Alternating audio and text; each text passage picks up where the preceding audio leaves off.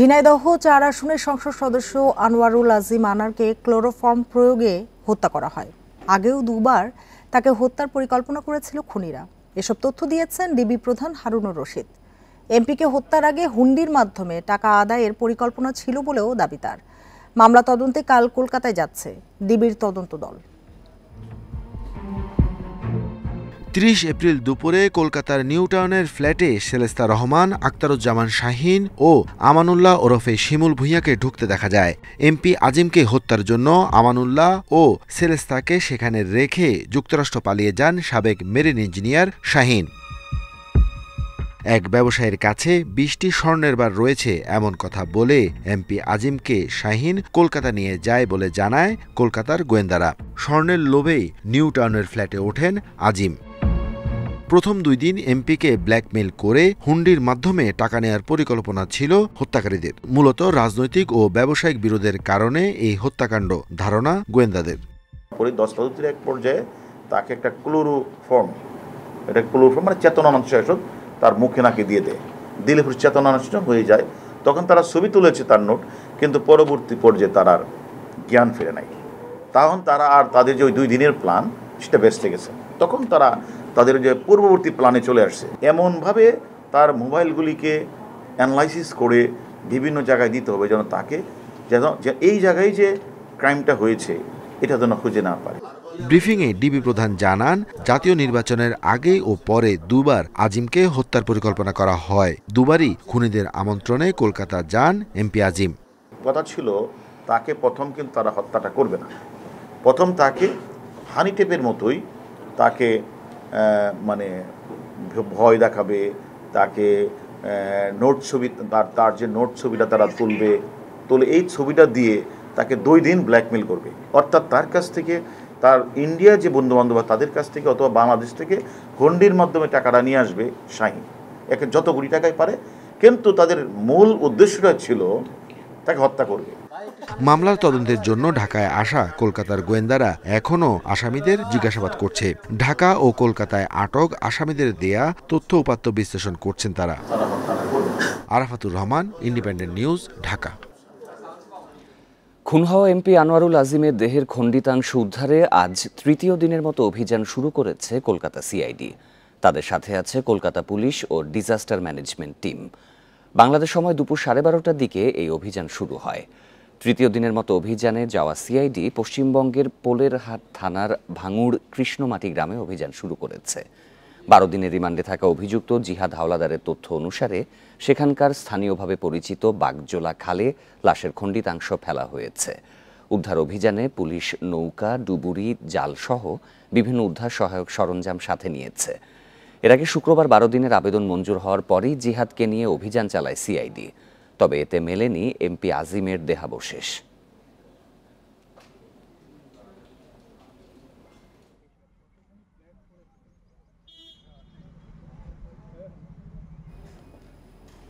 বঙ্গোপসাগরের নিম্নচাপটি শনিবার রাত 9টার দিকে ঘূর্ণিঝড় রেমালে রূপ নিতে পারে। ঘূর্ণিঝড়টি উপকূলে আঘাত হানতে পারে রোববার সন্ধ্যায়। তবে সকাল থেকেই এর অগ্রভাগের তাণ্ডবে লণ্ডভণ্ড হতে পারে উপকূলীয় এলাকা। আবহাওয়া অফিস জানিয়েছে, এরই মধ্যে চট্টগ্রাম, কক্সবাজার, মোংলা ও পায়রা সমুদ্র বন্দর সমূহকে 3 নম্বর সতর্ক সংকেত দেখাতে বলা হয়েছে। ঘূর্ণিঝড় রেমাল সাগরের মধ্যভাগ দিয়ে যাওয়ায় আরও শক্তিশালী হওয়ার শঙ্কা দেখছে আবহাওয়া অফিস। ক্রমাগত শক্তিশালী হয়ে ঝড়ের অগ্রভাগ রোববার সকাল থেকেই আঘাত হানতে পারে উপকূলীয় এলাকায়। সারা দেশে প্রবল বৃষ্টিপাত, ভূমিধস ও জলোচ্ছ্বাসের কথা জানায় আবহাওয়া অধিদপ্তর। জোয়ারের সময় জলোচ্ছ্বাস হলে তা 7 থেকে 10 ফিট পর্যন্ত হতে পারে। যেহেতু এটা সাগরের একদম মধ্যভাগ দিয়ে আসতেছে, সুতরাং এটার ডানে বামে চতুর্দিকেই শক্তি সঞ্চয় করার জন্য যে পরিবেশ সেটা এখানে রয়েছে। সুতরাং আরও শক্তি সঞ্চয় করে এটা মানে আপনার সিভিয়ার সাইক্লোনও হওয়ার সম্ভাবনা আছে। আবহাওয়া অফিস জানায়, ঘূর্ণিঝড়টির বাতাসের গতিবেগ ঘন্টায় সর্বোচ্চ 120 থেকে 130 কিলোমিটার পর্যন্ত হতে পারে। এর প্রভাবে সারা দেশেই হতে পারে বৃষ্টিপাত। ফলে উপকূলীয় এলাকায় তাপমাত্রা 7 ডিগ্রি পর্যন্ত কমতে পারে। এছাড়া কমবে ঢাকাসহ অন্যান্য এলাকার তাপমাত্রাও। ভারী থেকে অতি ভারী বর্ষণ, কোথাও কোথাও আপনার 24 ঘন্টায় 300 মিলিমিটার পর্যন্ত বৃষ্টিপাত হওয়ার সম্ভাবনা আছে। বিশেষ করে চট্টগ্রাম এবং কক্সবাজার এই সমস্ত জেলাগুলিতে এর যে প্রভাবে ওই বৃষ্টিপাতের পরিমাণটা বেশি হওয়ার সম্ভাবনা আছে। ঘূর্ণিঝড়ের প্রভাবে ভূমিধস, জলোচ্ছ্বাস ও প্রবল বৃষ্টিপাতের সম্ভাবনা রয়েছে, তাই সকলকে সর্বোচ্চ সতর্ক থাকার পরামর্শ দিয়েছে আবহাওয়া অফিস। এদিকে এরই মধ্যে সাগরে থাকা মাছ ধরার নৌকা ও ট্রলার সমূহকে পরবর্তী নির্দেশ না দেওয়া পর্যন্ত নিরাপদ জায়গায় থাকতে বলা হয়েছে। পরবর্তী নির্দেশনা না দেওয়া পর্যন্ত সাগরে প্রবেশ করা থেকে বিরত থাকার জন্য বলা হলো। Buddhadeb Kundu, independent news, Dhaka. ঘূর্ণিঝড় রেমাল মোকাবিলায় উপকূলীয় এলাকায় 4000 আশ্রয় কেন্দ্র প্রস্তুত করা হয়েছে। স্থানীয় পর্যায়ে গঠন করা হয়েছে 174টি টিম। সকালে সচিবালয়ে ত্রাণ ও দুর্যোগ ব্যবস্থাপনা প্রতিমন্ত্রী মহিবুর রহমান এসব কথা বলেন। এ সময় 7 থেকে 10 ফুট জলোচ্ছ্বাস ও ভারী বৃষ্টির শঙ্কা জানিয়ে ভূমিধস নিয়েও সতর্ক থাকতে বলা হয়েছে। রোববার সন্ধ্যা নাগাদ বাংলাদেশের উপকূলে আঘাত হানতে পারে ঘূর্ণিঝড় রেমাল। এরই প্রস্তুতি নিয়ে জরুরি বৈঠক করেন ত্রাণ ও দুর্যোগ ব্যবস্থাপনা মন্ত্রণালয়।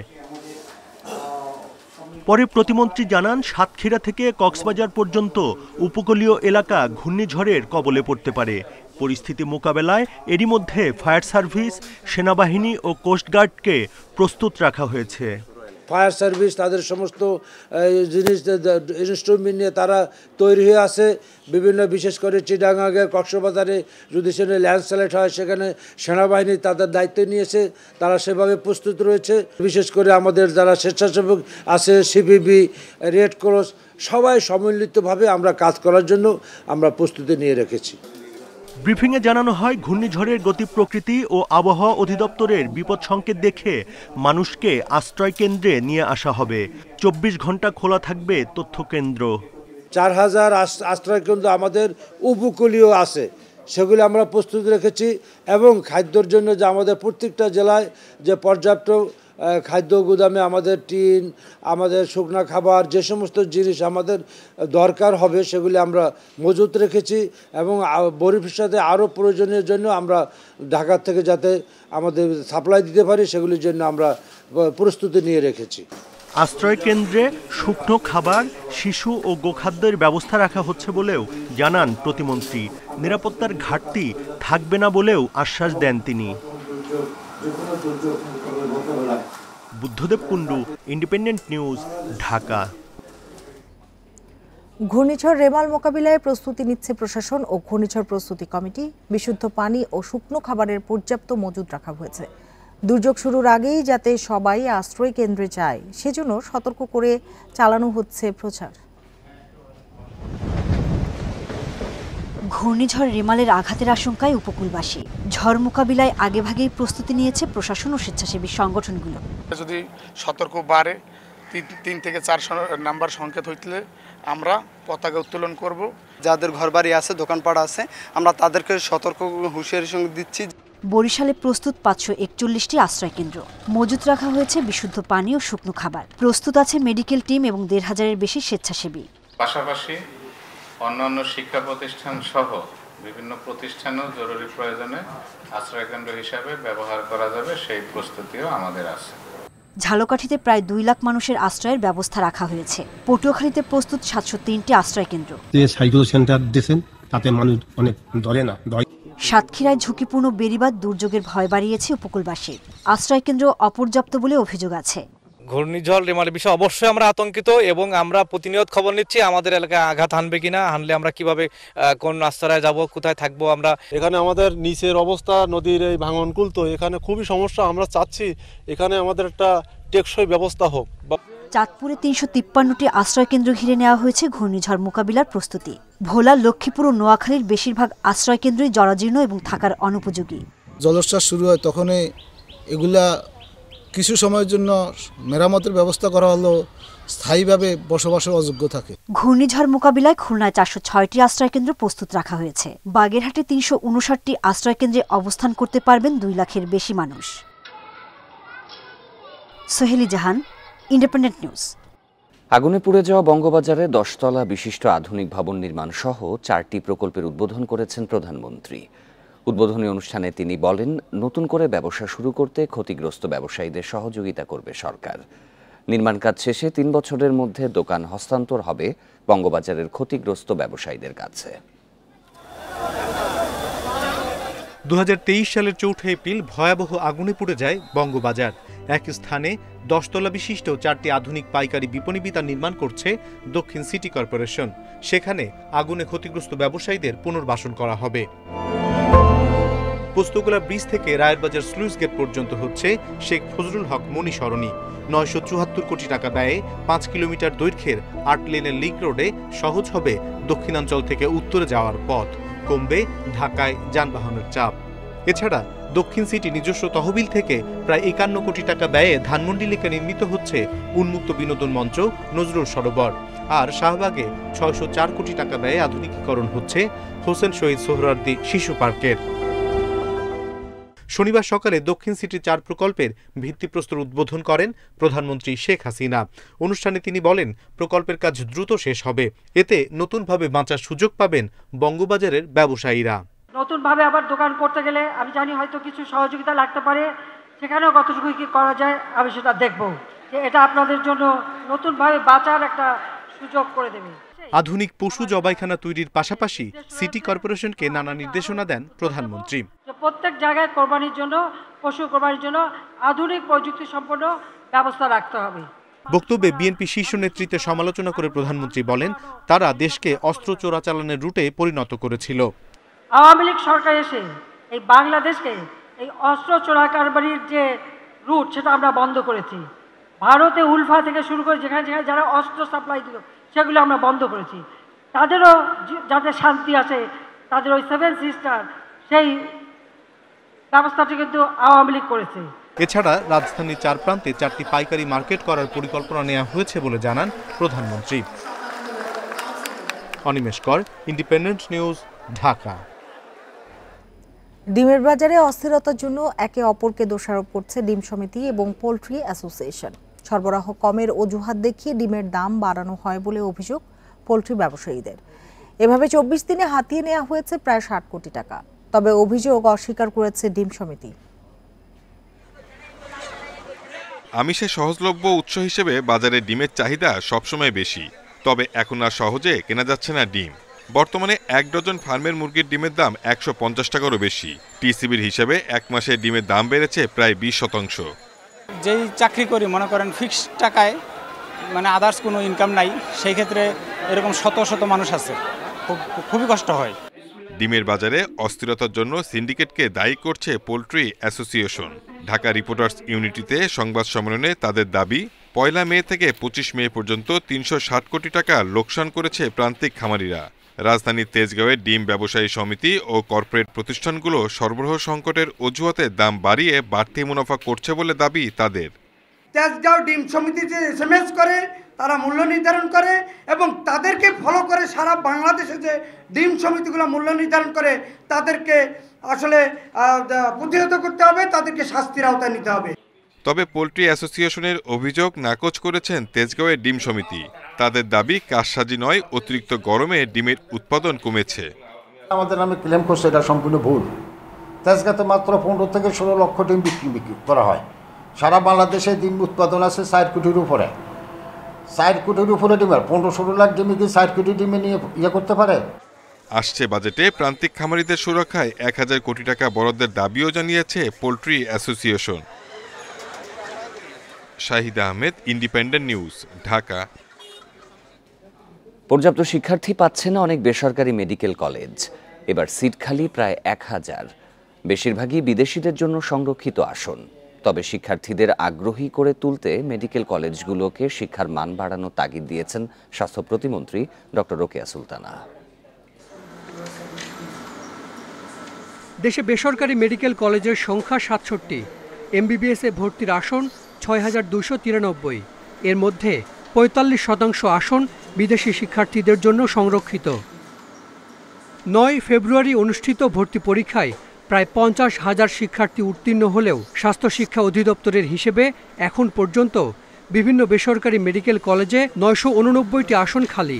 এর মধ্যে গাজীপুরের সিটি মেডিকেল, ঢাকার আশিয়ান, শাহাবুদ্দিন, মার্কস, রাজশাহীর বারিন্দ, মুন্সিগঞ্জের ভূঁইয়া মেডিকেল, ময়মনসিংহের কমিউনিটি বেসড মেডিকেল কলেজে সবচেয়ে বেশি আসন ফাঁকা।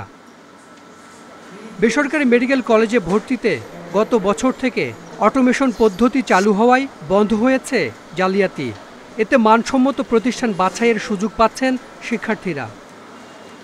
তবে শনিবার এক সেমিনারে প্রাইভেট মেডিকেল কলেজ অ্যাসোসিয়েশন দাবি করছে অটোমেশনের কারণেই অনেক কলেজ শিক্ষার্থী কম পাচ্ছে। অটোমেশনের কারণে ধরেন একজন ঢাকায় থাকে, তাকে রংপুর দিয়ে দিছে, আবার একজন রংপুরের ছাত্রছাত্রী তাকে আপনার চট্টগ্রাম দিয়েছে। এই যে বিড়ম্বনা, এই বিড়ম্বনাটা কিভাবে এড়ানো যায়? তবে এই দাবির সঙ্গে একমত নন স্বাস্থ্য প্রতিমন্ত্রী। বলেন, মানের প্রশ্নে কোনো ছাড় দেয়া হবে না। যদি মার্ক পেয়ে ভর্তি না হয়, আমার মনে হয় মার্ক যদি তেমন থাকে ভর্তি না হওয়ার কথা না। ছাত্র যে একেবারে অটোমেশনের জন্য কম তা না, এটা অন্য কোনো কারণও থাকতে পারে, এটা আমাদের খুঁটিয়ে দেখা দরকার। স্বাস্থ্য শিক্ষা অধিদপ্তর জানিয়েছে উত্তীর্ণ শিক্ষার্থীরা 8 জুন পর্যন্ত মেডিকেল কলেজে ভর্তির সুযোগ পাবেন। Hasan Misbah, independent news, Dhaka. College ভর্তির আবেদন শুরু হচ্ছে কাল, আর তা চলবে 11 জুন পর্যন্ত। একাদশ শ্রেণীর ক্লাস শুরু হবে 30 জুলাই। ভর্তির জন্য পছন্দের তালিকায় ন্যূনতম 5টি এবং সর্বোচ্চ 10টি কলেজ রাখতে পারবেন শিক্ষার্থীরা। 16 মে শিক্ষা মন্ত্রণালয়ের প্রকাশিত একাদশ শ্রেণীতে ভর্তির নীতিমালা অনুসারে ঢাকা শিক্ষা বোর্ডের অধীনে বাংলাদেশ প্রকৌশল বিশ্ববিদ্যালয়ের কারিগরি সহায়তায় কেন্দ্রীয়ভাবে অনলাইনে ভর্তির কাজ হবে। শিক্ষা মন্ত্রণালয় জানিয়েছে, অনলাইনে আবেদন জমা দিতে 150 টাকা ফি পরিশোধ করতে হবে। নীতিমালা অনুযায়ী এমপিওভুক্ত প্রতিষ্ঠানে ভর্তির ক্ষেত্রে ঢাকা মেট্রোপলিটন এলাকায় বাংলা ও ইংরেজি ভার্সনে 5,000 টাকা, নন এমপিওভুক্ত প্রতিষ্ঠানের ক্ষেত্রে ঢাকা মেট্রোপলিটন এলাকায় বাংলা ভার্সনে 7,500 টাকা, ইংরেজি ভার্সনে 8,500 টাকা। এছাড়া ঢাকার বাইরের মেট্রোপলিটন এলাকার ক্ষেত্রে বাংলা ও ইংরেজি ভার্সনে 3,000 টাকা, জেলায় 2,000 টাকা এবং উপজেলা ও মফস্বলে ফি বাবদ নেওয়া হবে 1,500 টাকা।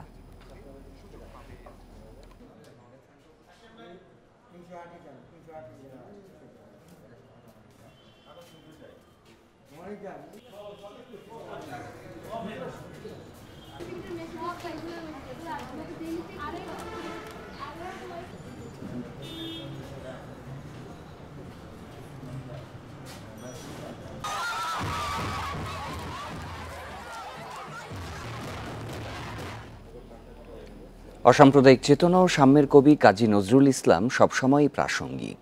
মানবিক সমাজ গঠনে নজরুলের এই চেতনা ছড়িয়ে দিতে হবে সবখানে। কবির 125তম জন্মবার্ষিকীতে তার সমাধিতে শ্রদ্ধা নিবেদন করে এসব কথা বলেন বিশিষ্টজনেরা।